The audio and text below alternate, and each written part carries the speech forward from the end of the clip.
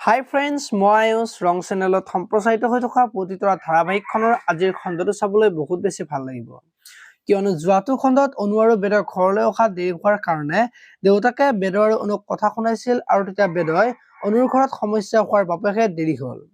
এতিয়া তই যি টি কথা কৈ অনুভূতিৰ মনটো বেয়া নকৰিবি, তাইৰ মনটো এনে বেয়া হৈ আছে বুলি কোৱাত কালি পৰহি বিয়া পাতিছিলিহে, এতিয়া ঘৈণীয়েৰ হৈ মাত মাতিব হলেই বুলি দেউতাকে কৈছিল। আৰু তেতিয়া অনুভূতিয়ে দেউতাৰ লগত এনেকে তৰ্ক কৰে নেকি বুলি কৈ বেদক ঘৰৰ ভিতৰলৈ লৈ যোৱা দেখিবলৈ পাইছিল। আজিৰ খণ্ডটোত বেদৰ বহুত বেছি খং উঠিব আৰু চিন্তা কৰি বহি থাকিব, আৰু তেতিয়া অনুভূতিয়ে বেদক খং কৰি নাথাকিবলৈ কব।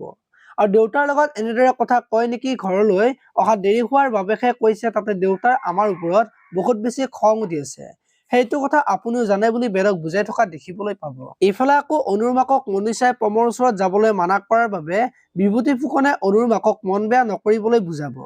আৰু তেতিয়া মাকে, তাই মোক যি ব্যৱহাৰ কৰিলে তাক লৈ মই আচৰিত হোৱা নাই, আপুনি তাইক এষাৰো কথা কব নোৱাৰিলে বুলি বিভূতি ফুকনক কব।